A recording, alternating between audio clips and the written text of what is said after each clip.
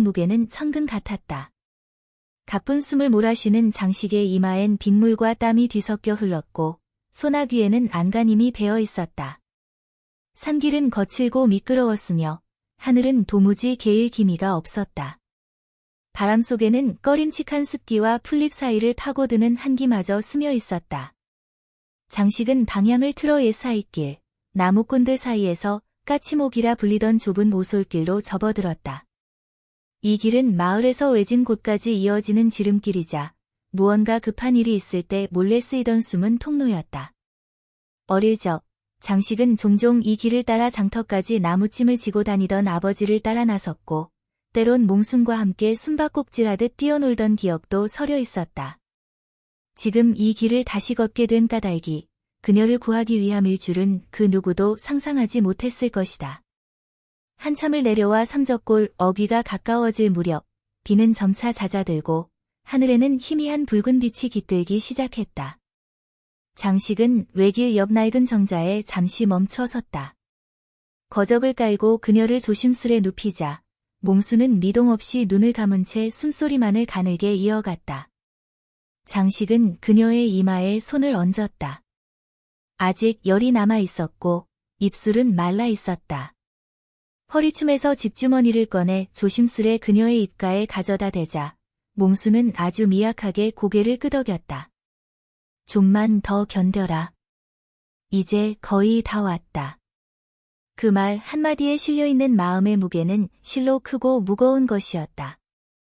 장식은 어린 시절 어느 겨울날을 떠올렸다.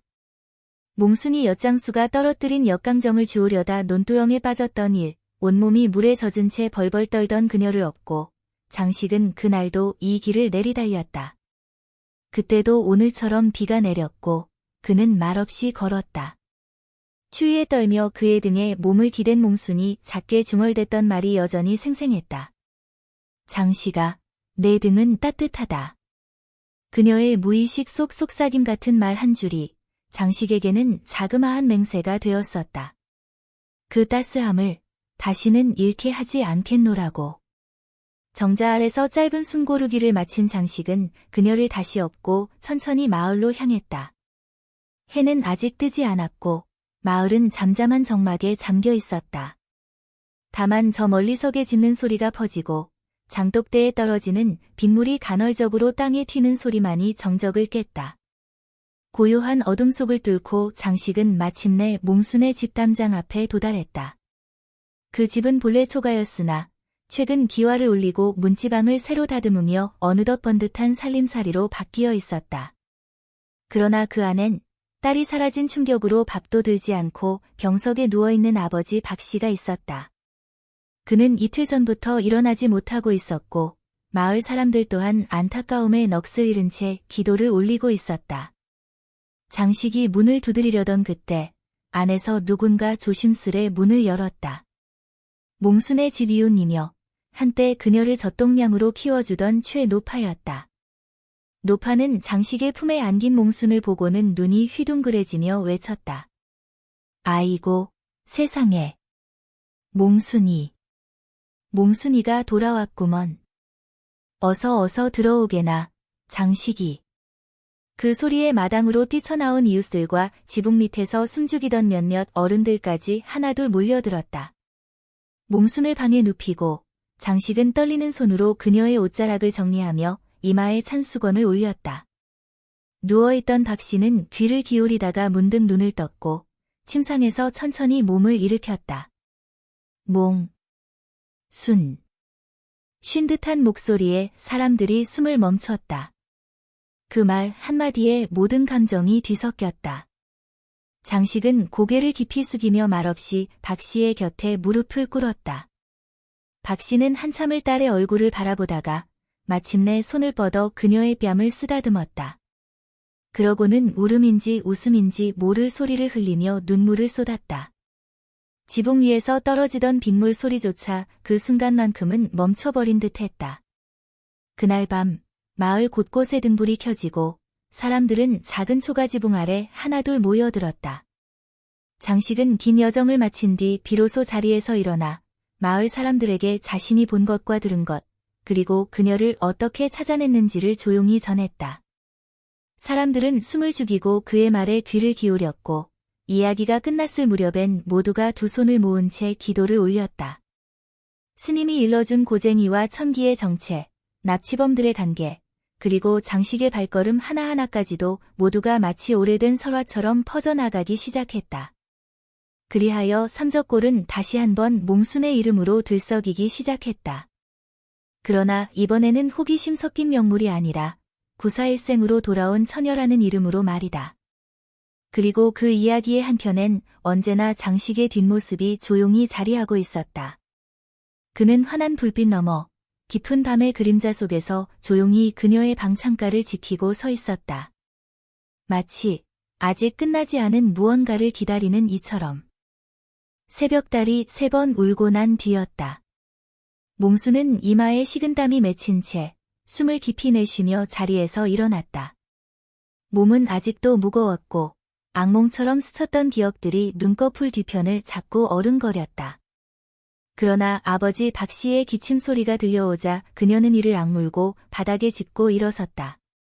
부엌으로 가려는 발걸음이 비틀거렸지만 그녀는 몸을 다잡고 맷돌 옆에 항아리에서 묵은 쌀을 덜어내기 시작했다.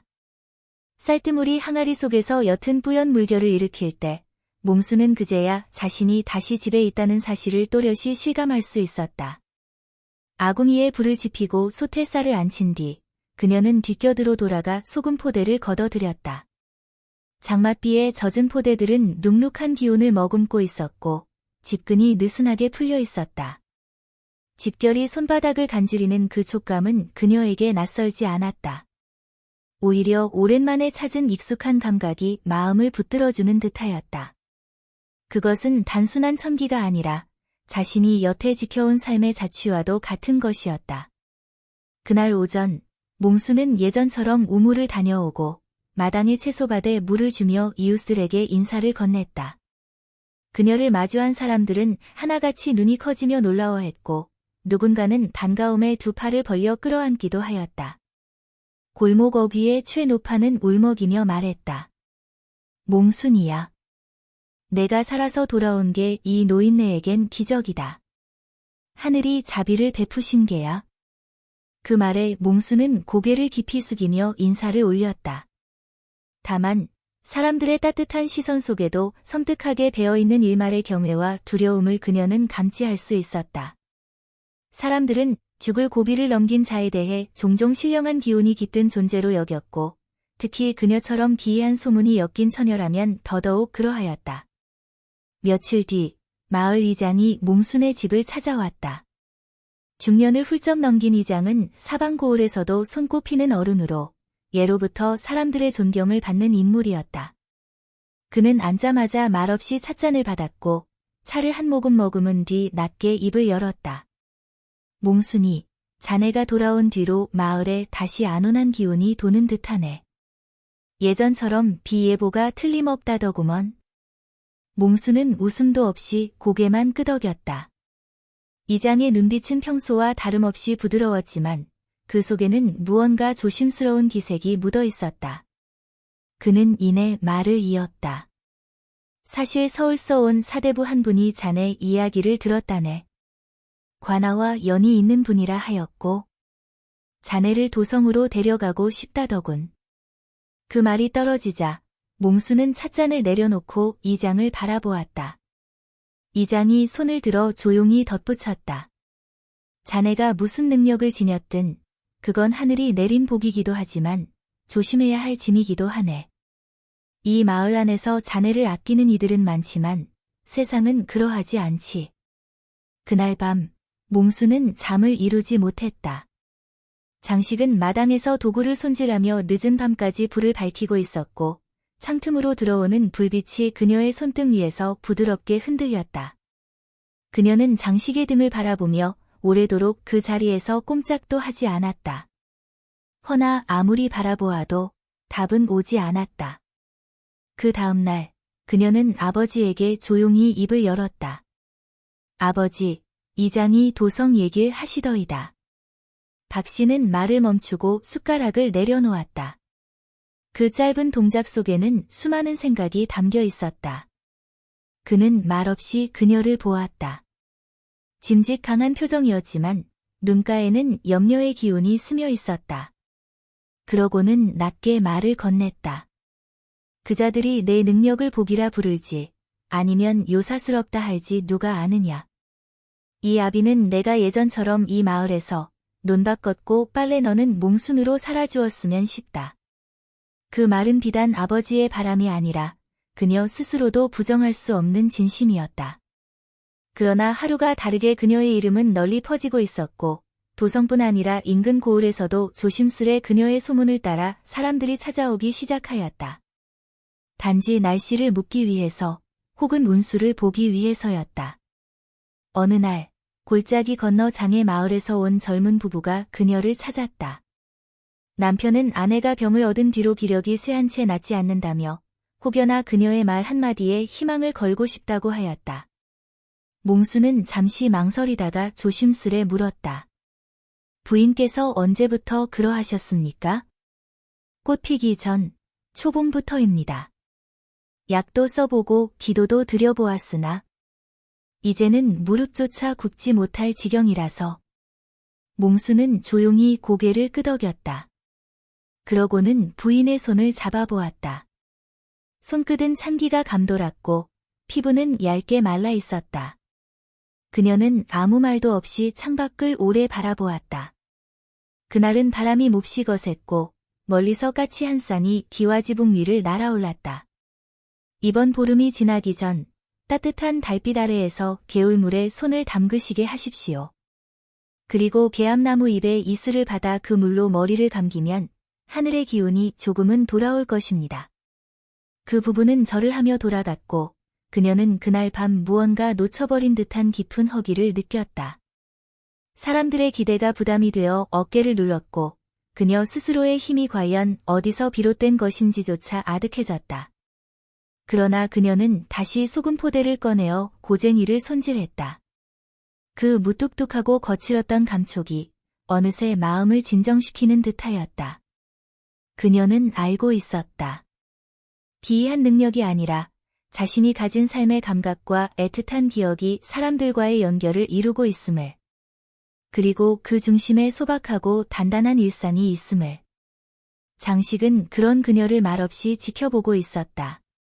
그의 시선은 나무처럼 고요하고 깊었다. 말은 없었지만 그 속엔 한 줄기 빛처럼 꿰뚫는 의지가 담겨 있었다. 그날 밤 그들은 처음으로 말없이 함께 앉아 달빛을 맞이하였다. 아무것도 하지 않았지만 모든 것을 이해한 순간이었다. 몽수는 장식의 어깨에 가볍게 기댄 채 깊은 숨을 들이마셨다. 마을 어귀 너머 다음 비가 올 기척이 느껴지고 있었다. 해가 다 기울고 붉은 석양이 논둑을 물들일 즈음 장식은 삽과 도리깨를 짊어진 채 고을 어귀의 작은 주막 앞에 당도하였다. 장식은 며칠 전부터 삼적골을 넘어 도성에 가까운 외곽 마을들까지 수소문하며 걸음을 재촉하고 있었다. 그의 손은 갈라지고 어깨엔 먼지가 내려앉았으나 발걸음엔 단 한 치의 망설임도 없었다. 몽순이 납치되었던 지난날 그의 가슴 깊은 곳에 새겨진 한마디 맹세가 있었다. 내가 어디 있든 반드시 찾아가겠다.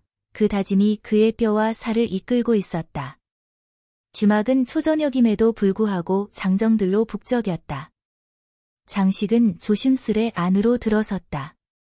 주막 참모가 집신을 털고 주방에서 나와 그를 바라보았다. 얼굴에 낯설미 비쳤지만 그녀는 곧 익숙한 태도로 술상을 내오며 물었다. 어이구, 나그네 얼굴이 영 지쳐 보이시네요. 물 한 사발 드릴까요? 장식은 고개를 가볍게 숙이고 말했다. 이곳 근처에서 검은 고쟁이를 입은 처녀를 보신 적 있으신지요? 머리는 길고 눈매가 선하지만 표정은 좀 서늘하고 목소리는 또랑또랑합니다. 혹시 기억나시는 일이 있으신지요? 참모는 눈썹을 찌푸리며 손을 턱에 대고 생각에 잠겼다. 그리고는 조심스레 입을 열었다. 며칠 전 골장 너머 포구에서 올라왔다는 산에 둘이 이상한 처녀 하나를 데리고 와선 날마다 그 애한테 뭔 놈의 점을 보라며 장터 사람들을 불러 모으더이다. 그런데 그 처녀라는 것이 종일 앉아만 있고 말도 거의 없었어요. 얼굴도 헬쑥하고 흰 속옷이 아닌 거칠어 보이는 집결 옷을 입고 있었다던 말이 생각나긴 하네요. 장식의 가슴이 순간 쿵 내려앉았다. 그는 조심스레 더 물었다. 그 처녀, 지금은 어디로 갔는지 아십니까? 그게 사람들 말로는 점이 하나같이 틀려서 장터 상인들한테 원망을 잔뜩 들었대요. 그날 밤으로 사내 둘도 그 처녀도 어디론가 사라졌다는 소문이 돌았지요. 아마 이 근방에 더 머무르진 않았을 거예요. 장식은 찬모에게 깊이 인사를 하고 주막마루에 앉아 잠시 숨을 고르며 자신의 품에서 조심스레 한 조각의 나무패를 꺼냈다. 그것은 얼마 전 장터 대문 기둥 뒤쪽에서 우연히 발견한 것이었다. 나무결 사이에 얇게 새겨진 글자 하나. 장, 그의 이름이었다. 몽수는 자신이 낯선 곳에 끌려간 후에도 장식이 자신을 찾아올 것을 믿고 있었다. 그 믿음이 이 나무패를 통해 증명되었을 때 장식의 눈가에는 말없이 뜨거운 기운이 맺혔다. 그날 저녁, 장식은 장터 근처의 폐주막 헛간에서 하룻밤을 지냈다. 달은 흐렸고 바람은 매서웠지만 그는 움츠리지 않았다. 그의 마음엔 오직 하나, 몽순을 반드시 찾아내겠다는 결연한 뜻만이 살아있었다. 그로부터 이틀 뒤, 장식은 인근 고을의 연못가 마을에 이르렀다. 장터가 서는 날이라 사람들로 붐볐고 장식은 틈날 때마다 천막 상인들에게 몽순의 인상착의를 전하며 그녀의 흔적을 좇았다. 그러던 중 주막의 허름한 찬모 하나가 그에게 다가와 조용히 속삭였다. 혹시 집고쟁이 입은 아가씨라면 며칠 전 뒷골목에서 술판 벌인 자들이 멱살을 잡고 끌고 가는 걸 보았다는 소문이 있어요. 다들 함부로 말은 안 하지만 그 아이 억울하게 이용당한 것 같더이다. 장식은 재빨리 그 뒷골목으로 향했다. 다 쓰러져가는 헛간, 쓰레기 더미 속에서 그는 허리 숙인 채 이리저리 뒤졌고 마침내 한켠에서 낯익은 조각천 하나를 발견했다. 그것은 분명 몽순이 즐겨 쓰던 손수건의 자락이었다. 장식은 그 조각을 손에 꼭 쥐고 뒷담장을 넘으며 중얼거렸다. 몽순아, 넌 지금도 나를 기다리고 있겠지? 그 순간 맞은편 주막 문이 열리며 여인의 날카로운 비명이 퍼졌다. 장식은 숨을 죽인 채 그 안을 엿보았다. 주막 한 구석, 초라한 옷차림의 여인이 사람들 틈에 휘말려 서 있었고 그 옆에는 거칠게 손짓하는 사내 둘이 있었다. 그 여인의 얼굴이 드러났을 때 장식은 숨이 턱 막히는 듯하였다. 그녀였다. 몽순. 헝클어진 머리에 수척한 얼굴, 하지만 눈빛만큼은 분명히 그녀였다. 장식은 숨 돌릴 틈도 없이 문을 박차고 들어갔다. 사람들의 시선이 쏠리는 와중에도 그는 그녀 앞으로 달려가며 외쳤다. 몽순이. 나다. 장식이야. 그녀는 처음엔 믿지 못하는 듯 눈을 크게 뜨고 그를 바라보았다. 그러다 이내 긴장이 풀린 듯 눈물을 글썽이며 그에게 몸을 내맡겼다. 장식은 그녀를 두 팔로 단단히 끌어안고 한참을 그 자리에서 떨며 서 있었다. 그들은 다시 마주쳤고 다시 시작할 수 있었다. 그 재회의 순간 마치 잃었던 조각이 맞춰지듯 몽순의 내면 깊은 곳에서 무엇인가 다시 살아났다. 그리고 장식은 그동안 걸어온 모든 발자국이 오늘을 위한 것이었음을 실감했다. 하늘은 여전히 흐렸지만 두 사람 사이엔 따스한 햇살이 피어오르고 있었다. 장식의 등에 엎인 몽순은 희미한 의식 속에서 자신이 다시 돌아가는 길 위에 있다는 사실을 느낄 수 있었다.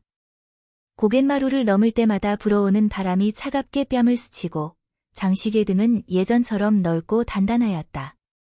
땀과 먼지가 뒤섞인 그의 채취는 몽순에게 생명의 냄새처럼 느껴졌고 그 속에 깃든 무언의 따뜻함은 어느 약보다도 깊이 스며들었다. 그들이 삼적골로 돌아왔을 때는 해가 중천을 막 지난 시각이었다. 논두렁에선 장정들이 타작을 하고 있었고 우물가에선 여인들이 허리를 굽혀 빨래를 헹구고 있었다. 그러나 누구보다 먼저 그들을 발견한 이는 마을 어귀의 장독대 아래에서 참외 껍질을 벗기던 최노파였다. 그녀는 두 눈을 부릅뜨며 몽순의 모습을 보고는 그 자리에 넋이 빠진 듯 입을 다물지 못했다. 아이고 세상에. 몽순이 돌아온 것이냐, 얘야. 그 외침에 이웃들이 하나둘 고개를 들었고 사람들은 삽시간에 장식의 주위를 둘러쌌다. 몽순의 얼굴은 여전히 헬쑥하였고 이마엔 식은땀이 송골송골 맺혀 있었지만 눈동자에는 희미한 생기가 돌아오고 있었다. 사람들의 탄성, 눈물 섞인 환호, 아이들의 소리 없는 경외. 모두가 그 순간에 모여들었다. 장식은 말없이 그녀를 부드럽게 안고 몽순의 진마루로 향하였다. 박씨는 병석에 누운 채 자리에 엎드려 있었고 방 안엔 약탕기가 은은한 김을 내고 있었다. 장식이 문지방을 넘자 방 안의 공기가 순간 멎는 듯하였다. 그는 무릎을 꿇고 조심스럽게 몽순을 내려놓았다. 박씨는 천천히 고개를 들었고 눈앞에 있는 딸의 얼굴을 보고는 무너진 듯 몸을 떨었다. 몽순아. 정녕 내가 맞느냐? 그 울음은 한 아비의 혼과도 같은 울음이었다. 생이 다하도록 지켜주지 못했다는 자책, 다시는 볼 수 없으리라 여겼던 애틋함, 그리고 무사히 돌아온 기적에 대한 감격이 뒤섞인 소리. 몽순은 기운 없는 팔을 뻗어 아버지의 손을 잡았다. 마디마디 굳은 그 손에선 세월의 무게가 고스란히 느껴졌다. 그날 밤, 장식은 뜬 눈으로 밤을 지새웠다. 몽순의 방창호 너머에서 새어나오는 촛불은 끝내 꺼지지 않았고 마당에 들이운 그의 그림자도 끝없이 길어졌다. 그는 더 이상 자신의 고된 발걸음에 대한 보상을 바라는 것이 아니었다. 그저 그녀가 다시 일어나 웃을 수 있기를, 다시 예전처럼 그가 부르면 뒤돌아보며 눈을 마주쳐주기를 바랄 뿐이었다. 며칠이 지난 뒤 몽순은 겨우 마당을 걸어 나올 수 있을 정도로 기력을 회복하였다. 그녀는 볕이 드는 처마 밑에 앉아 부지런히 바늘을 움직이고 있었고 옆에는 낡은 소금 포대가 풀어 헤쳐져 있었다. 그것은 장식이 먼 길에서 지고 온 포대였으며 그녀는 그 집결을 하나하나 뽑아 고쟁이를 다시 짜고 있었다. 고쟁이를 손에 들고 있노라면 왈패들에게 끌려갔던 나날이 꿈결처럼 멀게 느껴졌고 동시에 그 속에 감춰진 비밀이 서서히 드러나는 듯하였다. 왜 그녀의 감각은 사라졌고 다시 돌아왔는가? 왜 비단옷을 입었을 땐 예지력이 멎었고 소금포대 고쟁이를 입었을 땐 다시 감흥이 시작되었는가? 그것은 단순한 옷의 차이를 넘어선 삶의 뿌리와도 같은 문제였다. 장식은 그날도 나무를 하러 가기 전 마당 끝에서 그녀에게 말을 걸었다. 몽순아, 그 고쟁이 다시 지으려는 것이냐? 몽순은 고개를 끄덕이며 말없이 짚을 꼬았다. 그녀의 손끝은 조심스러우면서도 단호했다. 장식은 한참을 망설이다가 조용히 말을 이었다. 내 어릴 적 들은 이야기 중에 이런 게 있었지.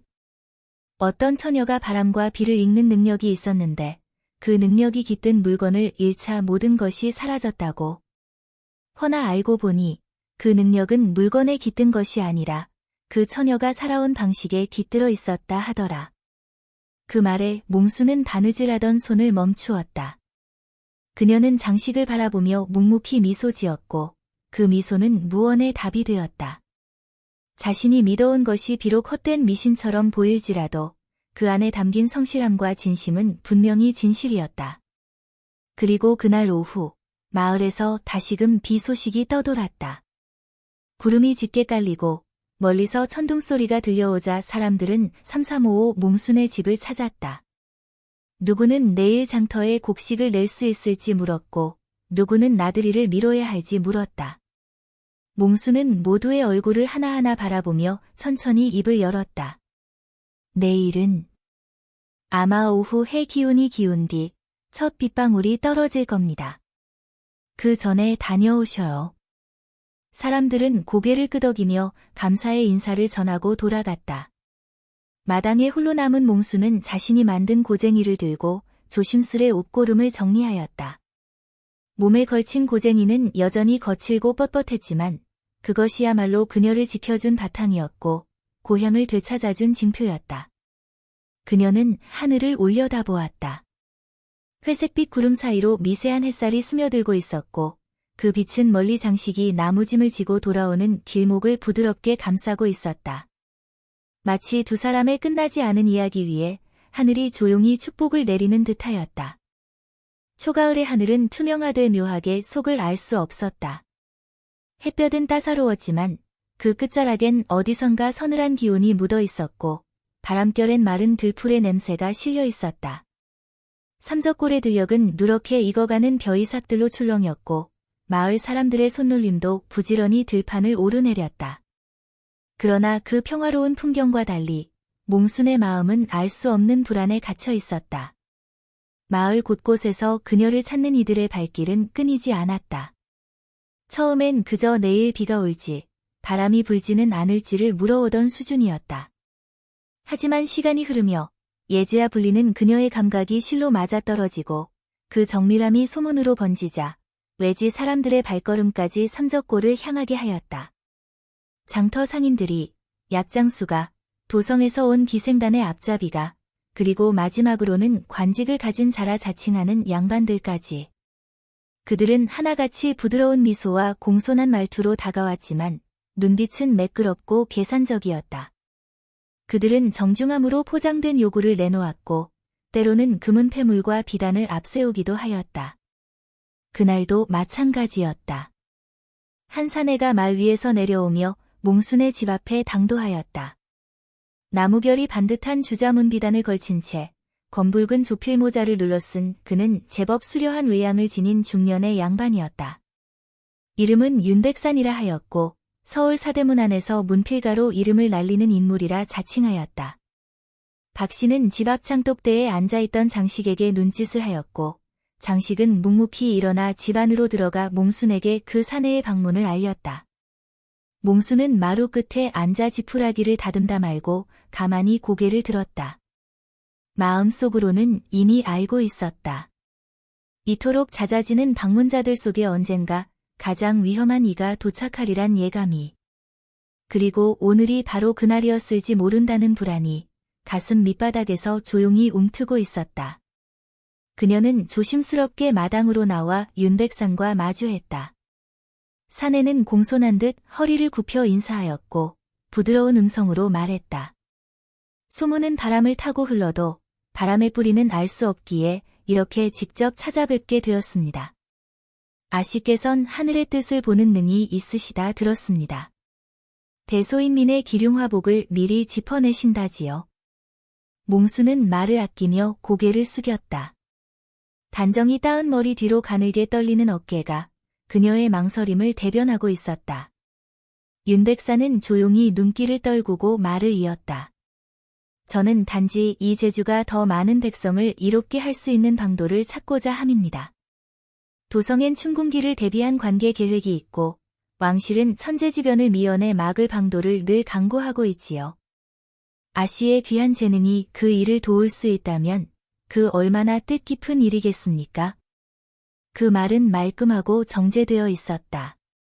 그러나 몽순의 귀에는 그 음절 하나하나가 마치 가느다란 쇠사슬처럼 다가왔다. 도성을 향해 발을 들이는 순간 그녀는 다시는 삼적골의 몽순으로 남을 수 없으리라는 것을 알고 있었다. 그곳엔 순박한 이름 대신 신통력 있는 여인이라는 껍질이 씌워지고 소금포대 고쟁이 대신 비단옷이 주어질 것이다. 그리고 그 비단은 한때 그녀의 감각을 앗아갔던 그날의 공포를 다시 불러올 것이었다. 그녀는 잠시 하늘을 올려다보았다. 구름 사이로 빛나는 햇살이 옅게 내려앉았고 뒷산의 느티나무 잎새가 바람결에 서서히 흔들리고 있었다. 그것은 언제나처럼 말없이 답을 건네주는 자연의 언어였다. 몽순은 낮게 그러나 분명한 목소리로 입을 열었다. 감사하옵니다. 그러나 제 힘이란 것이 그리 높고 귀한 것이 아니옵니다. 저는 그저 들바람에 귀 기울이고 나뭇잎 흔들림에 마음을 비우며 살아온 촌부일 뿐이옵니다. 세상의 기륭화복은 하늘의 뜻이지 사람의 입술로 다스릴 수 있는 것이 아니오니 더 이상 그 뜻을 부추기지 않으시길 바랍니다. 윤백사는 눈썹을 스치듯 움직였다. 그러나 이내 미소를 잃지 않고 고개를 끄덕였다. 말씀 명심하겠습니다. 그럼 다음에라도 뜻이 바뀌시면 제 이 소첩을 마다하지 마시지요. 그는 말없이 수묵화가 그려진 두루마리를 내밀었고 그것을 장식이 대신 받아들었다. 사내가 떠나자 마을 사람들은 하나둘 소문을 듣고 몰려들기 시작하였다. 누군가는 그녀를 자랑스러워했고 누군가는 안타까워하며 혀를 찼다. 그날 밤 박 씨는 딸의 방 앞에 조용히 앉았다. 바람이 스며들던 문틈 사이로 등잔불이 흔들리고 있었고 그 안에서 몽수는 조용히 집시를 꼬고 있었다. 아비는 말을 하지 않았지만 그의 입가에 맺힌 주름은 깊고 무거웠다. 그 속엔 걱정과 안도의 그림자가 동시에 깃들어 있었다. 장식은 조용히 그의 옆에 앉았다. 두 남자는 아무 말도 없이 달빛을 바라보았고 잠시 후 장식이 낮게 말을 꺼냈다. 아재, 그 사내. 도성 사람답지 않게 눈빛이 번들거리더이다. 단순한 호기심이 아니라 무언가 꿍꿍이가 있는 것 같았습니다. 박 씨는 고개를 천천히 끄덕였다. 나도 느꼈다. 허나 그게 무얼 뜻하든 이제는 몽순이가 스스로 판단하고 걸어가야 할 길이겠지. 그날 밤 몽수는 자신의 고쟁이를 끌어안은 채 늦도록 잠들지 못했다. 그녀는 알았다. 진정한 예지한 비를 맞힐 줄 아는 능력이 아니라 삶에서 무엇을 지켜야 하고 무엇을 포기해야 하는지를 아는 힘이라는 것을. 그리고 그 길 위에선 누구보다 단단해야 한다는 것을. 달빛은 유난히 밝았고 들판 너머 산그림자가 길게 내려앉아 있었다. 마치 앞으로 걸어야 할 삶의 그림자처럼. 해가 동쪽 하늘로 천천히 떠오르고 있었다. 연한 구름이 산마루를 어루만지며 물결처럼 흘렀고 산새 소리는 이른 아침을 알리듯 고즈넉한 마을을 깨우고 있었다. 몽수는 마당에 놓인 작은 장독대 옆에 앉아 들깨잎을 다듬고 있었다.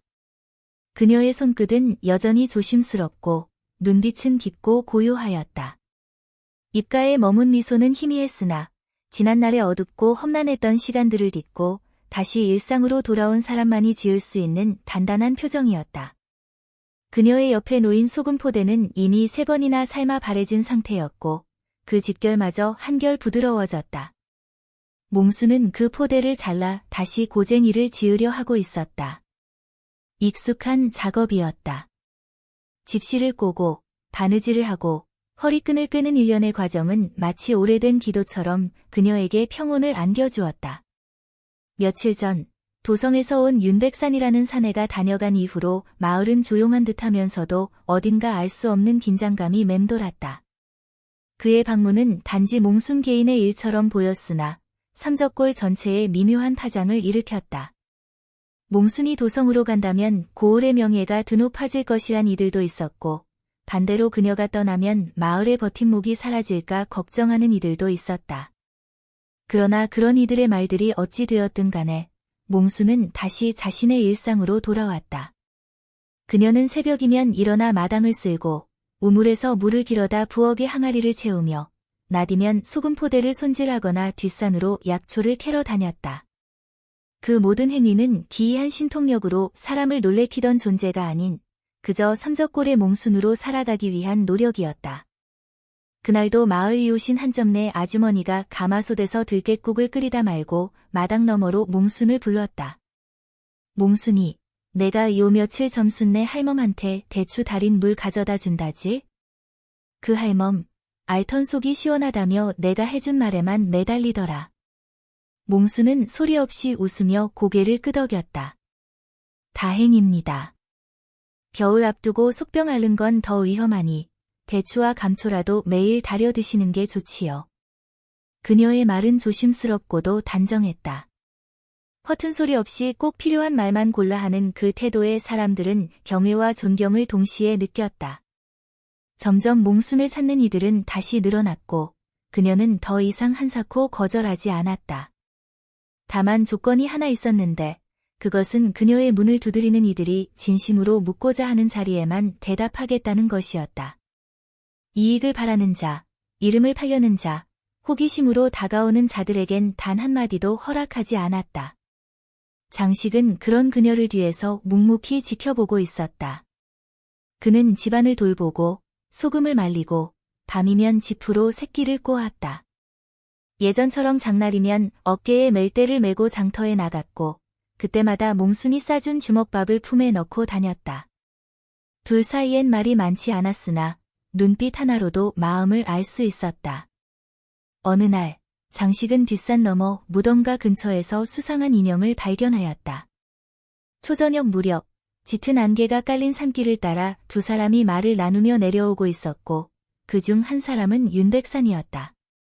그는 예전보다 더 화려한 옷차림이었고 그의 옆에는 강건한 체격의 낯선 사내가 서 있었다. 장식은 기척을 숨긴 채 관목 사이에 몸을 숨기고 그들의 대화를 들었다. 윤백산은 이렇게 말하고 있었다. 그 여인, 여전히 말을 듣지 않네. 힘으로라도 데려와야 할까? 그 말에 장식의 등골이 서늘해졌다. 그는 곧장 산을 내려와 박 씨에게 상황을 알렸고 두 사람은 그날 밤늦도록 마을 어귀를 지켰다. 장식은 대문 앞에 지푸라기를 놓고 도깨비불을 막는 부적을 묶었고 박 씨는 부엌에서 검은 콩을 볶아 제단을 차렸다. 그날 밤 몽수는 아랫목에 앉아 부드럽게 천을 꿰매며 두 사람의 눈빛을 지켜보았다. 말은 없었지만 그들의 걱정이 전해졌고 그녀는 그것이 단순한 두려움이 아니라 자신을 지키기 위한 사람들의 다짐이라는 것을 알았다. 그리하여 다음 날 그녀는 마을 사람들을 모아 조용히 입을 열었다. 제가 가진 것은 하늘에서 내린 능이 아니라 여러분과 나눈 마음에서 비롯된 감각이었습니다. 이 마을에서 여러분과 울고 웃으며 살아온 시간이 제게 무엇보다 귀합니다. 이제 저는 이 감각을 다시 여러분께 돌려드리고자 합니다. 그녀의 말에 마을 사람들은 숨을 죽였고 이장은 고개를 깊이 끄덕였다. 그 뜻, 우리가 지켜드리리다. 이장의 말은 단호하고 묵직하였다. 그날 이후 몽순의 집 앞에는 마을 사람들이 번갈아 머물며 그녀를 지켰고 외지인들의 출입은 삼엄해졌다. 몽순은 그날 밤 고쟁이를 다 지어 마루에 널어놓았다. 달빛이 내려앉은 마당 위에서 그녀는 조용히 중얼거렸다. 이제야 비로소 나의 자리로 돌아왔구나. 그 말은 바람결을 타고 뒷산으로 스며들었고 멀리서 산개구리 울음소리가 잔잔히 이어졌다. 그 밤은 삼적골에 이례적으로 조용하고 평화로웠다. 마치 모든 혼란이 지나간 뒤의 정적처럼 무언가 다시 시작될 것을 알리는 숨고르기 같은 밤이었다. 경복궁의 옛 담장을 따라 붉은 단풍잎이 바람에 흩날리던 날이었다. 종묘에서 남쪽으로 내려오는 오래된 길목, 정호는 비단 같은 낙엽 위를 조용히 걷고 있었다. 낙엽 밟는 소리조차 경피하지 못한 그의 걸음에는 깊은 무게가 실려 있었다. 가을은 대지를 물들이고 있었지만 정호의 마음속엔 서늘한 서풍이 불고 있었다. 그는 손에 천으로 감싼 작은 서찰을 들고 있었는데 그것은 며칠 전 몰래 마을을 떠난 김윤재가 남기고 간 것이었다. 붓글씨로 또박또박 적힌 글은 짧았지만 내용은 충격적이었다. 조정 내에서 모종의 음모가 진행 중이며 그것에 연루된 이들 중엔 선왕 시절의 공신 후예들도 포함되어 있다는 것이었다. 정호는 혼란스러웠다. 자신이 믿고 따르던 윤재마저 그러한 무리와 연결되어 있었다는 현실은 마음 깊은 곳까지 저리게 만들었다. 그날 정호는 서울 북부의 종친부 근처 작은 찻집에 몸을 숨겼다. 겉보기엔 허름하고 낡은 찻집이었지만 이곳은 조정의 내부 사정을 아는 이들이 종종 만나 말을 섞던 은밀한 장소였다. 찻집 주인인 박노인은 이미 정호의 얼굴을 알아보고 말없이 안채로 그를 안내하였다. 작은 방엔 다다미 대신 황토로 다진 구들장이 깔려 있었고 벽엔 옛 제도 지도가 걸려 있었다. 정호는 천천히 자리에 앉아 깊은 숨을 고른 후 서찰을 꺼내 박노인 앞에 내밀었다. 이 글을 남긴 자는 김윤재라 하오. 그대도 아시리라. 박노인은 그를 받아 눈썹을 찌푸리더니 이내 낮은 목소리로 말했다. 윤재라면 예조 판서의 막내 아니던가. 지난달 내사 사건 때도 수상한 인물들과 자주 어울렸다는 소문이 있었소. 그가 무슨 연유로 이걸 정호 대감에게 남겼는지 그 진심을 가늠하기 어렵소이다. 정호는 말없이 찻잔을 들어 입을 축였다. 차의 향은 은은했지만 마음을 가라앉히기엔 역부족이었다. 그는 지난 한 해 동안 많은 것을 보았고 또한 잃었다. 전란의 상흔 속에서 마을을 지키기 위해 몸을 던졌고 조정으로부터의 명을 받들기 위해 목숨을 걸었다. 그러나 지금 그의 앞에 펼쳐진 것은 피로써 쌓은 충의가 아니라 은밀한 거래와 위선의 판이었다. 그 순간 문이 조심스레 열리며 또 다른 인물이 방 안으로 들어섰다. 그 사람은 정호와 비슷한 나이였고 눈빛은 예리했다. 그는 윤재의 사촌형이자 현재 병조좌랑으로 근무 중인 김정서였다. 정호 대감, 제가 직접 나오게 될 줄은 몰랐습니다. 이 일이 대감 귀에까지 들어갈 줄은 더욱이. 정호는 조용히 고개를 들었다. 목소리는 단단했지만 그 안에 깃든 슬픔은 감출 수 없었다. 정서 대감, 나는 진실을 듣고 싶소. 윤재가 말한 음모는 도대체 무엇이며 조정은 왜 침묵하고 있소이까? 정서는 한동안 침묵했다. 마치 말할 수 없는 짐을 혼자 짊어진 사람처럼 이마에 깊은 주름이 잡혔다. 그 아이는 너무 일찍 본 것을 너무 깊이 들여다보았소. 조정 내 몇몇 대신들이 외세와의 비밀 거래를 시도하고 있었고 윤재는 그것을 막으려 했소. 그러나 힘이 부족했지요. 그는 당신 같은 이를 믿었소. 마지막 순간까지. 그 말에 정호의 손이 찻잔에서 미묘하게 떨렸다. 조용히 숨을 고르며 그는 말했다. 그럼 이제 남은 것은 내 몫이겠지요. 윤재가 못다 한 일, 내가 마무리하리다. 정서는 눈을 감았다가 천천히 고개를 끄덕였다. 대감, 이 일은 조용히 처리해야 하오. 명분은 크나 칼이 향하는 곳은 위험하오. 그러나 진실을 밝히려는 마음엔 겁을 품지 않기를. 방 안은 이내 조용해졌다. 외부의 바람 소리만이 오래된 문사를 흔들었다. 찻집 밖의 골목은 여전히 분주했고 서울의 가을 하늘은 낮게 깔린 구름 사이로 햇살을 새어 보이고 있었다. 그날 밤 정호는 잠시 숙소로 돌아온 후 오래도록 뜰에 서 있었다. 그의 앞에는 오래된 매화나무가 서 있었고 낙엽은 가지마다 얇게 쌓여 있었다. 그 나무 아래에서 그는 조용히 무릎을 꿇고 두 손을 모았다. 머릿속에는 윤재와 함께했던 시절이 떠올랐다. 젊은 날의 열기, 정의를 향한 믿음, 그리고 그 믿음이 무너지는 소리까지. 그 순간 부드러운 걸음소리가 들려왔다. 뒤돌아보니 효진이었다. 그녀는 한 손에 작은 등불을 들고 있었다. 춥습니다. 정호 서방. 이 밤바람에 오래 서 있으면 폐병을 앓게 되오. 그녀의 목소리는 부드러웠지만 그 안엔 염려가 깊게 배어 있었다. 정호는 조용히 고개를 끄덕이고 그녀를 향해 한 걸음 내디뎠다. 이 세상이 나를 버린다 하여도 그대의 말은 내게 등불이 되오. 효진은 말없이 그의 손을 잡았다.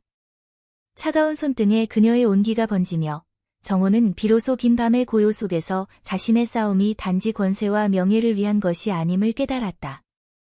그것은 윤재의 죽음을 헛되이 하지 않기 위함이었고 병든 조정에 남아있는 마지막 의리를 지키기 위한 길이었다.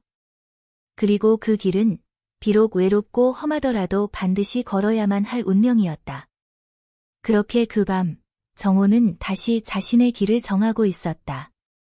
마치 낙엽 속에서도 다시 피어날 봄을 기다리는 씨앗처럼 조용히 그러나 단단하게. 동짓달 초순, 대궐 북쪽의 백송이 늘어선 좁은 골목길은 겨울 햇살에 비스듬히 비추인 채 고요히 숨을 죽이고 있었다. 바람은 매서웠으나 그 사이를 뚫고 걸어가는 정호의 발걸음은 단단했다. 집신 밑창에 성긴 눈이 스며들어 차가웠지만 그는 오직 앞만 보았다. 그의 눈은 며칠째 붉었고 수염도 깎지 못해 턱선엔 희끗희끗한 털이 자라 있었다. 그러나 그를 보는 자는 그 안에서 초연한 결의를 읽을 수 있었다. 정호는 병조참판 유정관을 만나기 위해 가고 있었다. 유정관은 정호의 부친과 젊은 날부터 뜻을 나눈 사람으로 정호가 어려서부터 유사촌 어른이라 부르며 따르던 이였다. 최근 조정 내에서 벌어지는 부정과 은폐에 대한 실타래를 풀기 위해선 반드시 유정관의 손을 빌려야 했다. 유정관의 사전은 성북 동쪽 언덕에 자리한 소박한 기와집이었다. 문을 지키던 하인이 정호를 알아보고 놀란 듯 문을 열자 안에서 은은한 매화 향기가 흘러나왔다. 응접으로 안내된 정호는 방 안 가득한 책더미와 족자들 사이에서 나이 지긋한 유정관을 만났다. 그의 얼굴은 예전보다 여의었고 눈가 주름이 깊어져 있었다. 그럼에도 시선엔 여전히 뚜렷한 기계가 살아있었다. 오랜만이로구나, 정호야. 이 한겨울을 뚫고 여기까지 온 사연이 가볍지 않을 터, 안 깨나. 유정관의 말은 부드러웠지만 그 속엔 진중함이 배어 있었다. 정호는 머리를 숙이고 자리에 앉아 손에 쥐고 있던 작은 서책을 내밀었다. 그것은 병존의 밀문첩 중 하나로 정서와 박노인의 도움으로 입수한 것이었다.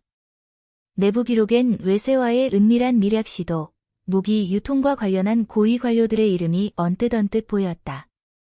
유정관은 그 문서를 한 장 한 장 천천히 넘기며 마치 지난날의 동지들을 다시 마주하는 듯한 표정으로 잠잠히 고개를 끄덕였다. 이것이 모두 사실이라면 조정은 이미 병들 대로 병들었구나. 어찌하여 이런 것을 자네 손에 쥐게 되었는가? 정호는 잠시 침묵하다 말했다. 김윤재가 남긴 흔적입니다. 그는 의문사로 처리되었으나 그 죽음에는 분명한 의도가 있었고 그의 뜻을 이어받기로 하였습니다. 신의도, 혈연도 모두 무너지는 이 시대 속에서 제가 지킬 것은 오직 윤리를 향한 충의뿐이옵니다.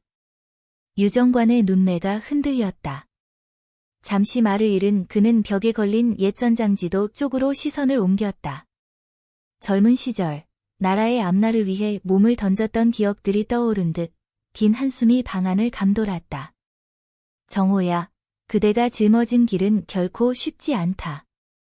그 문서 하나만으로 조정을 움직일 수는 없을 것이고 오히려 거센 저항이 닥칠 게다. 내가 알고 있는 이들 중 몇몇은 이미 그 무리에게 무릎을 꿇었고 어떤 이들은 침묵으로 눈을 감았지.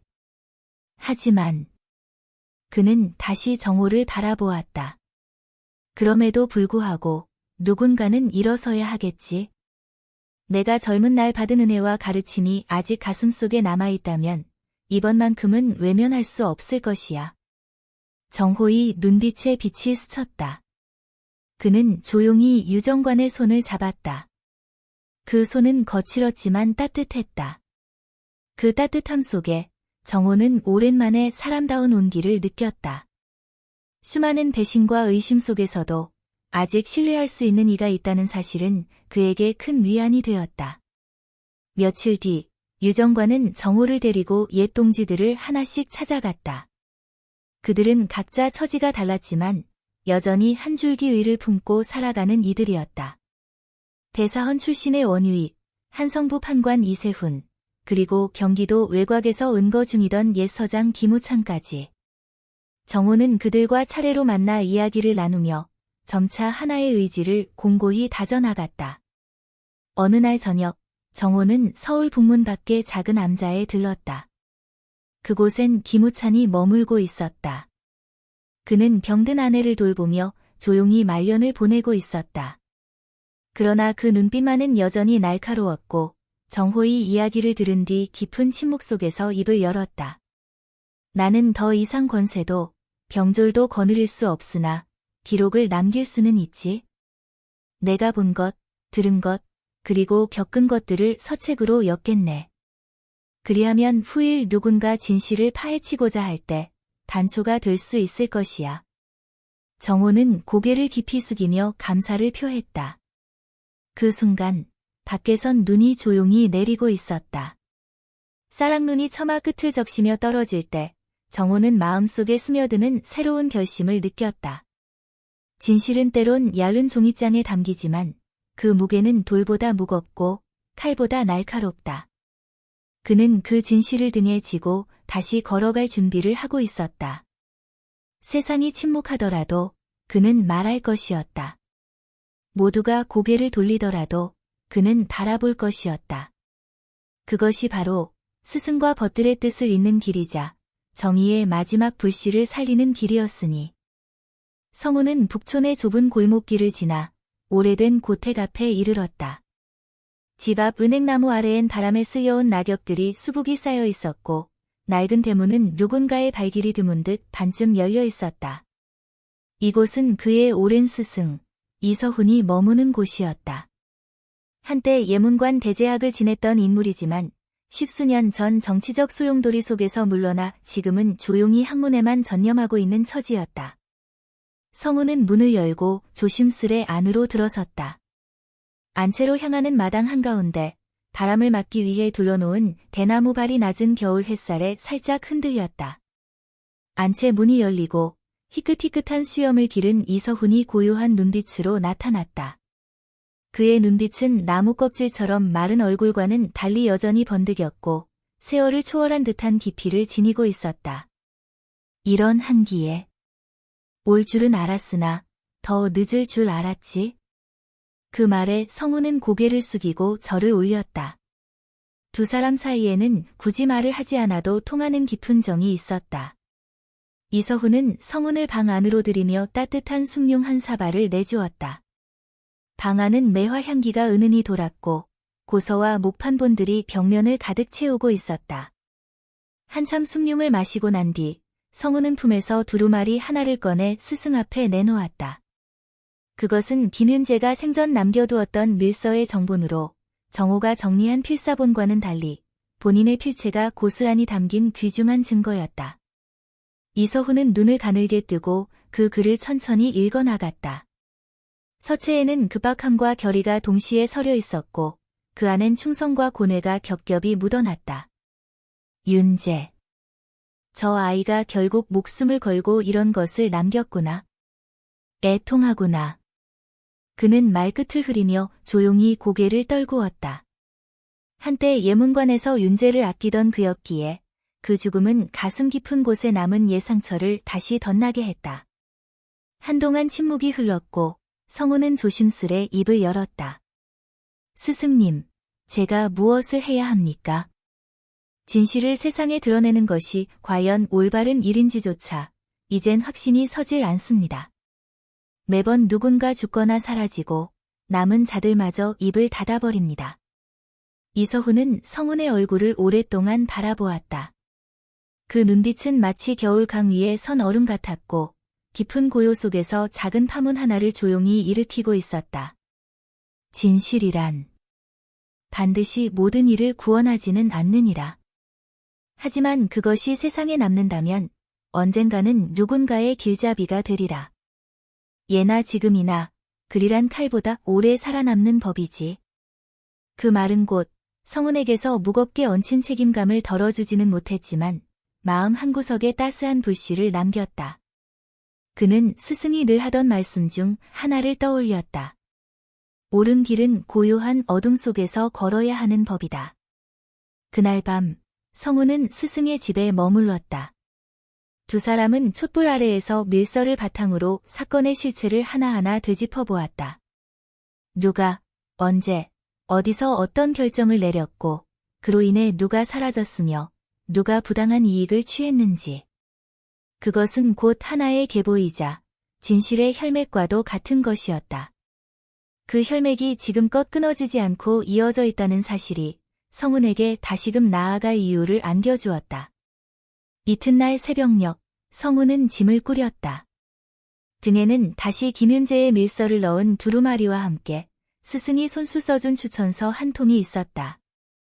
그것은 조정 내에서 뜻을 함께할 수 있는 단 한 사람, 예조판서 최영도에게 전할 서신이었다.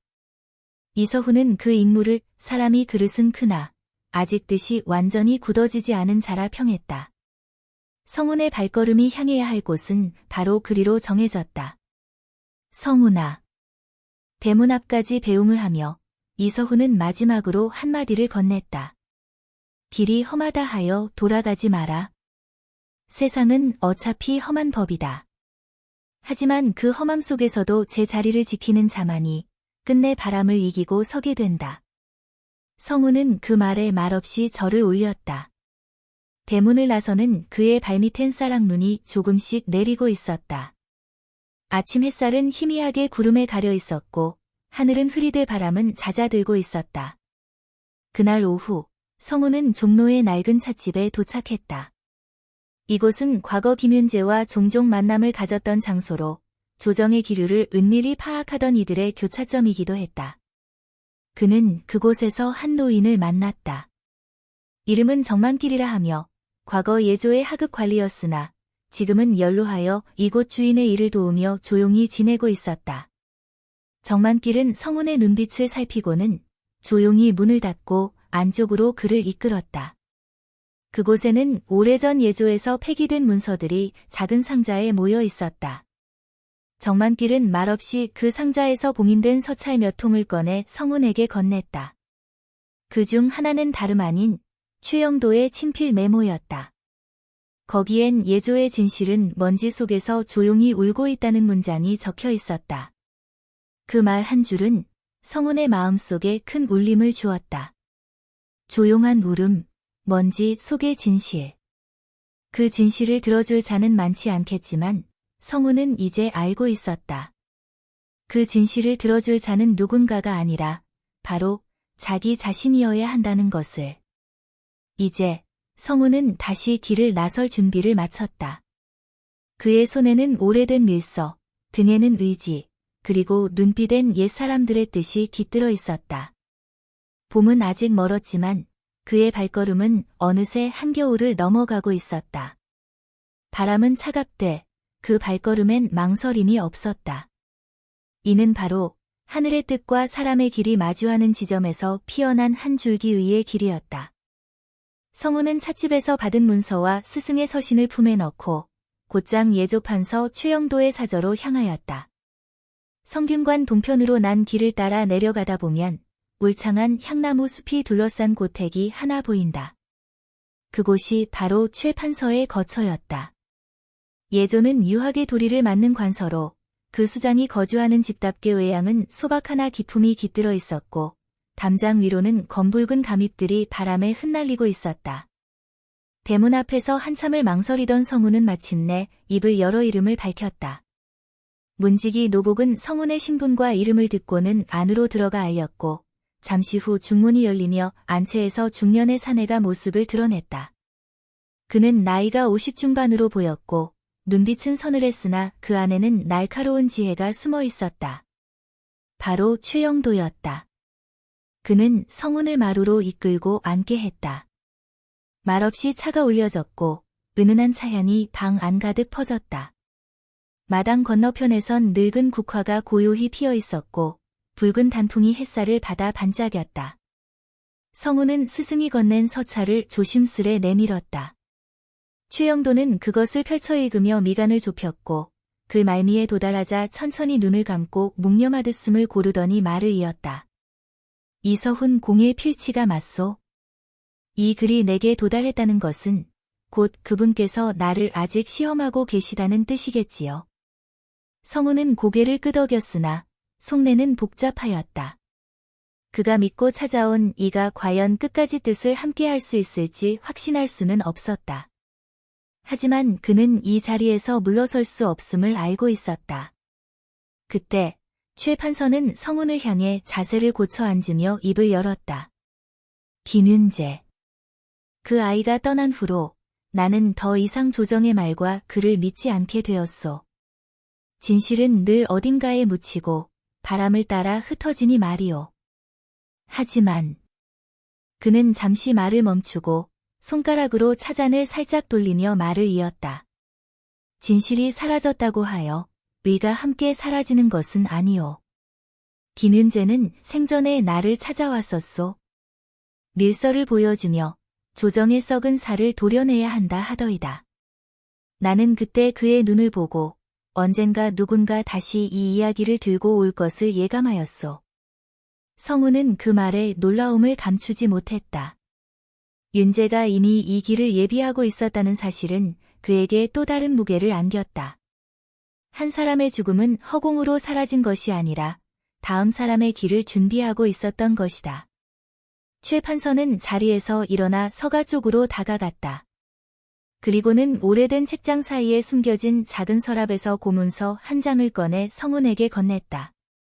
그것은 과거 예조에서 은밀히 보관되던 보고서로 윤재가 수집했던 조정 내 비리의 단서가 담긴 것이었다. 그 속에는 몇몇 이름이 적혀 있었고 그 중엔 성운이 이미 익히 알고 있는 자들의 이름도 있었다. 오참지, 그리고 그 측근들의 이름까지도. 이 문서는 아직 조정에 오르지 않았소. 이유는 간단하오. 내가 망설였기 때문이지. 내 가족, 내 제자들 모두 이 일로 다치지 않기를 바랐소. 그러나 지금 그 바람이 허망했음을 안다오. 최 판서의 눈빛은 바람에 흔들리는 대나무처럼 떨리고 있었지만 그 안엔 꺾이지 않는 의지가 고요히 자라나고 있었다. 그날 밤 성우는 판서의 사저에 머물며 함께 대책을 논하였다. 그들의 대화는 차분하였으나 깊고 무거웠으며 말 한마디마다 저마다의 결심이 녹아 있었다. 결국 최영도는 결단을 내렸다. 내일 아침 나는 상소문을 올릴 것이오. 이 밀서와 보고서를 함께 묶어 중추부를 통해 어전으로 올릴 터이니 그리 알고 있으시오. 그러면 대감의 안위는? 성운이 염려스레 묻자 최 판서는 쓴웃음을 지으며 대답했다. 나는 이미 오래전부터 그리 살았소. 다만 지금껏 입을 닫고 있었을 뿐 하지만 옳은 말 한마디가 100만 병사의 검보다 무겁다는 것을 내 젊은 날의 나에게서 배웠지. 그 젊은 나를 다시 살겠소. 다음 날 아침 서울은 짙은 안개로 뒤덮여 있었다. 성우는 판서와 함께 중추부로 향하였다. 길가에는 아직 사람들이 뜸했으나 곧 종각의 종이 울리며 하루가 열릴 조짐을 보이고 있었다. 중추부 앞에서 판서는 마침내 상소문을 봉함하고 관리에게 건넸다. 그 문서 속에는 윤재의 밀서, 정만끼리 건넨 기록, 판서의 서명이 모두 담겨 있었다. 그것은 곧 조정의 심장을 향해 던지는 작은 불씨와도 같았다. 그날 오후 성우는 조용히 판서의 집을 떠났다. 허리춤엔 다시 가벼운 천 가방만이 남았고 그의 눈빛은 더 깊고 단단해져 있었다. 집 앞 감나무가지 끝에 마지막 남은 홍시는 바람에 떨어져 땅에 닿았으나 그 씨앗은 어느 봄날 다시 싹을 틔울 것이었다. 성우는 다시 길을 나섰다.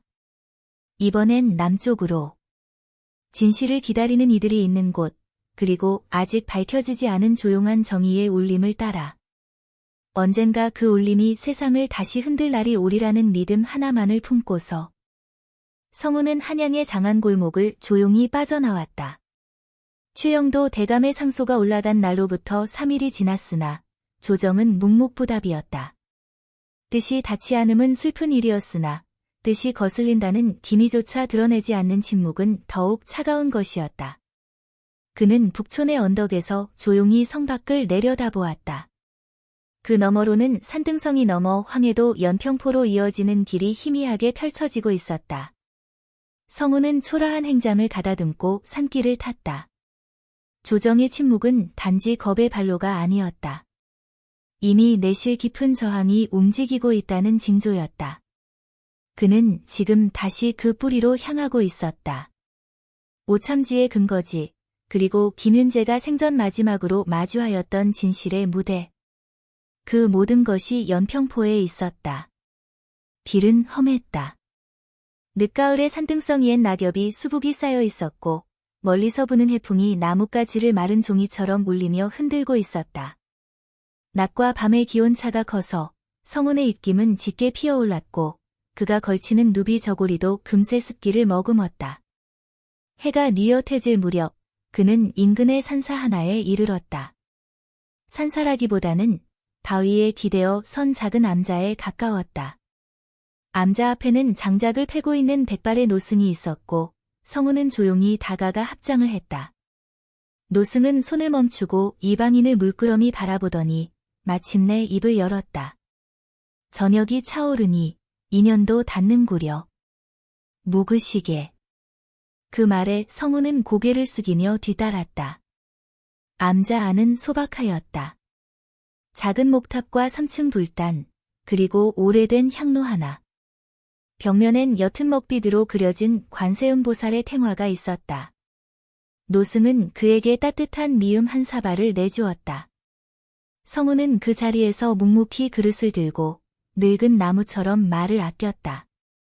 그러나 마음속엔 파도처럼 밀려드는 생각들이 끊이지 않았다. 식사를 마치고 난 후 노승은 조용히 말했다. 그대의 눈에 검은 연기 들었소? 그 연기, 먼 산불에서 비롯된 것인지 아니면 그대 안에서 피워낸 것인지 아는가? 성우는 잠시 시선을 내렸다. 그의 손등엔 오래된 화상 자국이 하나 있었고 그것은 어린 시절 마을 어귀 화재에서 어린 동생을 구하며 입은 상처였다. 그는 그날 이후 불이라는 존재를 단지 두렵게만 보지 않았다. 그것은 필요하면 따뜻함을 주지만 탐욕과 분노가 섞이면 무엇이든 태워 없애는 존재였다. 저는 진실을 태우지 않으려 합니다. 허나 거짓을 덮은 장막은 불로밖에 벗길 수 없을지도 모릅니다. 노승은 조용히 웃었다. 그 웃음은 조롱도 연민도 아닌 그저 삶을 오래 지켜본 자가 지을 수 있는 고요한 웃음이었다. 그리고 그는 긴 침묵 끝에 방 안 깊숙이 있던 작은 찻상자를 꺼내왔다. 그 안에는 오래된 도장 하나가 들어있었고 붉은 옥으로 만든 그것엔 연이라는 자가 새겨져 있었다. 이 도장은 윤재가 두고 간 것이오. 그는 떠나기 전날 이곳에 들러 당신이 올 것을 말했소. 마치 오래전부터 당신을 알고 있었던 듯이. 성우는 손끝으로 도장을 조심스레 어루만졌다. 차가운 옥의 감촉이 손바닥에 스며들며 마치 윤재의 손길이 시간 너머로 전해지는 듯했다. 그는 더 이상 말을 잇지 못한 채 깊이 고개를 숙였다. 눈앞이 희미해졌고 그 순간 마음속의 망설임이 조금씩 거치는 듯했다. 다음 날 새벽 성우는 암자를 떠났다. 노승은 멀리서 손을 흔들지 않았다. 그저 한 그루 소나무처럼 서서 그를 지켜보았다. 그 등 뒤로 동력 하늘이 희미하게 밝아오고 있었다. 길은 여전히 멀고 험했으나 그의 발걸음은 한층 단단해져 있었다. 이틀 후 성우는 연평포 외곽의 작은 마을에 도착했다. 바닷바람에 나무는 낮게 자라고 집들은 모두 바람을 피하듯 낮게 기운 채 이어져 있었다. 마을 사람들은 낯선 이방인을 경계했지만 그중 몇몇 노인은 그의 외모를 물끄러미 보더니 수근거렸다. 저 눈빛. 윤재, 그이와 닮았네. 성우는 말을 아끼고 조용히 여관 하나에 들었다. 그곳에서 그는 며칠간 몸을 숨기며 다시 정리된 문서들과 도장을 꺼내 확인했다. 그리고는 윤재의 밀서를 풀어 헤쳐 읽기 시작했다. 그 글에는 연평포 지방 관아의 이름과 오참지와 그의 하수인들이 지역 선창을 사유화하여 조세를 탄로하고 백성들의 노동력을 착취한 정황이 낱낱이 기록되어 있었다. 마지막 장엔 한 구절이 남겨져 있었다. 진실은 언젠가 그걸 마주할 자가 오기를 기다린다. 나를 위한 복수가 아닌 백성을 위한 정의를 위해. 성우는 서서히 두 눈을 감았다. 깊고 긴 밤이었으나 그 안에서 그는 한 줄기 빛을 보았다. 그것은 복수의 불꽃이 아니라 오랜 어둠을 걷어내는 희미하지만 진실된 빛이었다. 그리고 그는 알았다. 이제 남은 것은 그 불빛을 손에 쥐고 가장 깊은 곳까지 나아가는 일뿐이라는 것을. 성우는 연평포 앞바다를 내려다보는 절벽 위에 섰다. 해가 서쪽 산등성 위로 기울며 붉은 기운이 바다 끝을 물들이고 있었다. 파도는 단단한 바위에 부딪히며 낮고도 깊은 울음을 토해냈고 저 멀리 바다새의 날개질이 물결을 가르며 스쳐 지나갔다. 그는 깊은 숨을 들이쉬었다. 연평포에 도착한 지 사흘째, 윤재가 남긴 밀서와 도장을 품에 간직한 채 조용히 움직이며 실마리를 찾고 있었다. 이날 아침, 그는 장터에서 조용히 말을 꺼낸 노파를 만났다. 노파는 검버섯이 얼굴에 가득하였으나 눈빛만은 맑고 반듯하였다. 그녀는 낮게 속삭였다. 윤재가 죽기 전날 마을 공동우물가에서 어떤 사내들과 다투는 것을 보았다고. 그 사내들은 관아의 수령 오참지의 하수인들이었다. 노파는 떨리는 손으로 우물 옆 바위 아래를 가리켰다. 거기 무언가 묻혀 있을 것이오. 그 사내가 밤마다 드나들었으니. 그날 해질 무렵 성우는 노파가 가리킨 곳으로 조심스레 향했다. 바위 밑을 파보니 습기 어린 천 보자기에 쌓인 작은 나무 상자가 나왔다. 상자 안에는 마모된 종이장 몇 장과 비단에 쌓인 작은 죽간 하나가 들어있었다. 그 죽간은 오래전 조정에서 하사된 상업권 관련 문서였다. 그 안에는 연평포 선착장의 일부 구역을 개인 명의로 불법 전매한 흔적이 적나라하게 드러나 있었다. 서명은 분명 오참지의 필체였다. 성우는 문서를 가슴에 안고 다시 여관으로 돌아왔다. 등불 아래 펼쳐놓은 문서들을 찬찬히 살펴보던 그는 그 안에 섞인 다른 편지를 발견했다. 그건 윤재가 쓴 것으로 보이는 편지였다. 필체는 조심스럽고 단정했다. 장씨 부인께로 시작된 그 편지는 마치 유언과도 같았다. 성우는 문득 한 이름이 떠올랐다. 장씨 부인, 바로 장춘옥이었다. 춘옥은 연평포 항구 근처에서 작지만 조용한 찻집을 운영하는 과부였다. 그녀는 이 마을에 정착한 지 10여 년이 넘었고 말이 적으며 정갈한 품성을 지닌 여인이었다. 성우는 이튿날 새벽 찻집 문이 열리기 전 그 앞에 조용히 섰다. 문을 열고 나오는 춘옥은 그를 보자 잠시 멈칫하더니 조용히 문을 다시 열며 말했다. 들어오시지요. 따뜻한 차라도 한 잔 드려야 할 듯합니다. 방 안은 담백한 향초 냄새로 가득 차 있었다. 그는 종이에 싼 편지를 조심스럽게 내밀었다. 춘옥은 그것을 조용히 받아들고 천천히 펼쳤다. 편지를 다 읽은 그녀의 눈가가 젖었다. 그녀는 곧 말없이 고개를 끄덕이며 찻잔을 앞에 놓았다. 윤재는 늘 말했습니다.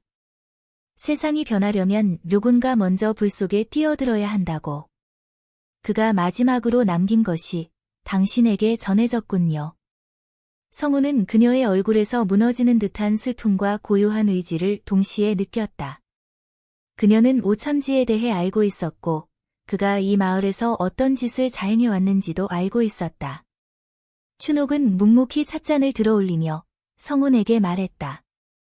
윤재는 증거를 모으며 저항했지만 혼자서는 막을 수 없었습니다.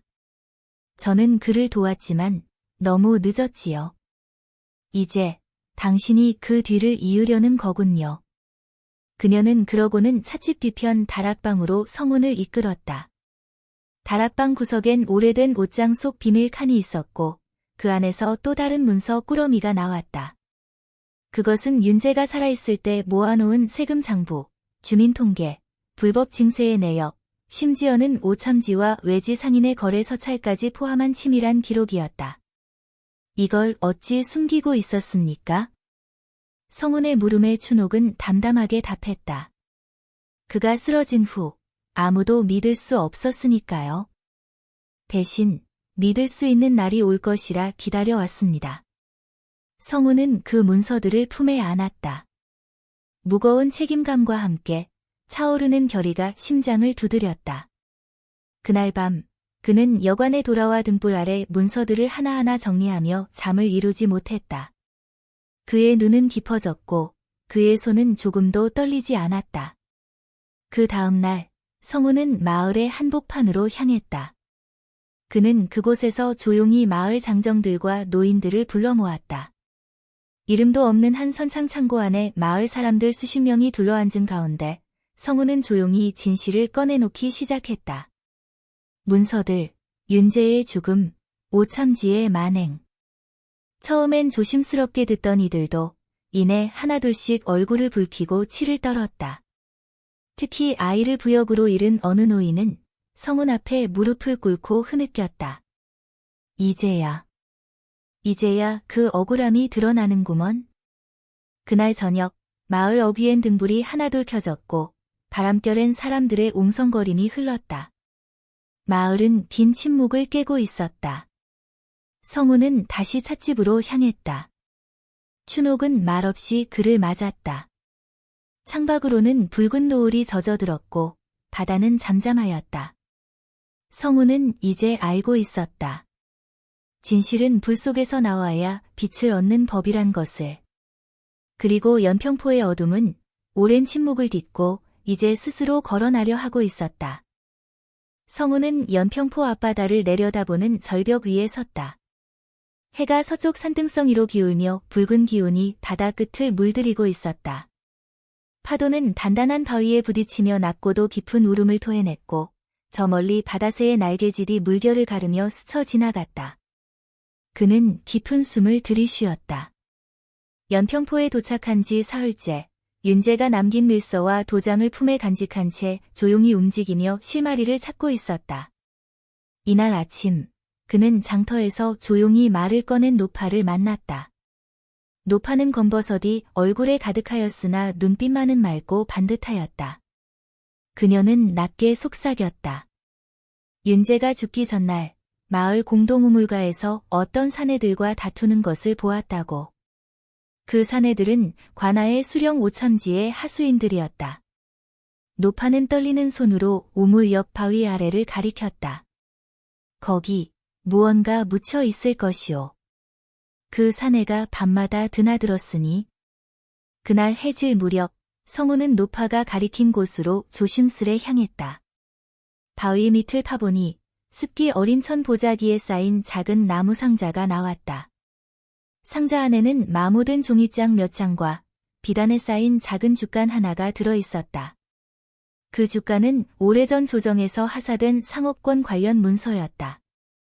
그 안에는 연평포 선착장의 일부 구역을 개인 명의로 불법 전매한 흔적이 적나라하게 드러나 있었다. 서명은 분명 오참지의 필체였다. 성우는 문서를 가슴에 안고 다시 여관으로 돌아왔다. 등불 아래 펼쳐놓은 문서들을 찬찬히 살펴보던 그는 그 안에 섞인 다른 편지를 발견했다. 그건 윤재가 쓴 것으로 보이는 편지였다. 필체는 조심스럽고 단정했다. 장씨 부인께로 시작된 그 편지는 마치 유언과도 같았다. 성우는 문득 한 이름이 떠올랐다. 장씨 부인, 바로 장춘옥이었다. 춘옥은 연평포 항구 근처에서 작지만 조용한 찻집을 운영하는 과부였다. 그녀는 이 마을에 정착한 지 10여 년이 넘었고 말이 적으며 정갈한 품성을 지닌 여인이었다. 성우는 이튿날 새벽 찻집 문이 열리기 전 그 앞에 조용히 섰다. 문을 열고 나오는 춘옥은 그를 보자 잠시 멈칫하더니 조용히 문을 다시 열며 말했다. 들어오시지요. 따뜻한 차라도 한 잔 드려야 할 듯합니다. 방 안은 담백한 향초 냄새로 가득 차 있었다. 그는 종이에 싼 편지를 조심스럽게 내밀었다. 춘옥은 그것을 조용히 받아들고 천천히 펼쳤다. 편지를 다 읽은 그녀의 눈가가 젖었다. 그녀는 곧 말없이 고개를 끄덕이며 찻잔을 앞에 놓았다. 윤재는 늘 말했습니다. 세상이 변하려면 누군가 먼저 불 속에 뛰어들어야 한다고. 그가 마지막으로 남긴 것이 당신에게 전해졌군요. 성우는 그녀의 얼굴에서 무너지는 듯한 슬픔과 고요한 의지를 동시에 느꼈다. 그녀는 오참지에 대해 알고 있었고 그가 이 마을에서 어떤 짓을 자행해왔는지도 알고 있었다. 춘옥은 묵묵히 찻잔을 들어올리며 성운에게 말했다. 윤재는 증거를 모으며 저항했지만 혼자서는 막을 수 없었습니다. 저는 그를 도왔지만 너무 늦었지요. 이제 당신이 그 뒤를 이으려는 거군요. 그녀는 그러고는 찻집 뒤편 다락방으로 성운을 이끌었다. 다락방 구석엔 오래된 옷장 속 비밀 칸이 있었고 그 안에서 또 다른 문서 꾸러미가 나왔다. 그것은 윤재가 살아있을 때 모아놓은 세금 장부, 주민통계, 불법 징세의 내역, 심지어는 오참지와 외지 상인의 거래 서찰까지 포함한 치밀한 기록이었다. 이걸 어찌 숨기고 있었습니까? 성운의 물음에 춘옥은 담담하게 답했다. 그가 쓰러진 후 아무도 믿을 수 없었으니까요. 대신 믿을 수 있는 날이 올 것이라 기다려왔습니다. 성운은 그 문서들을 품에 안았다. 무거운 책임감과 함께 차오르는 결의가 심장을 두드렸다.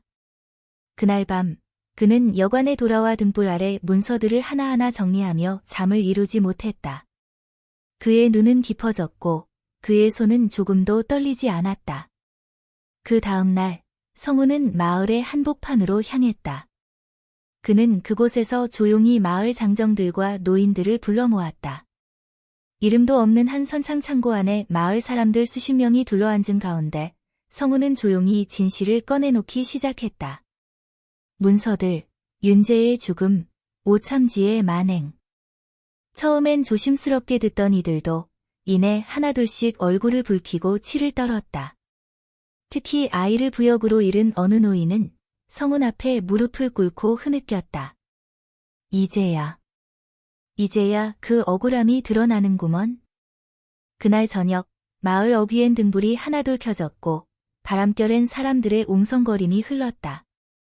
마을은 긴 침묵을 깨고 있었다. 성운은 다시 찻집으로 향했다. 춘옥은 말없이 그를 맞았다.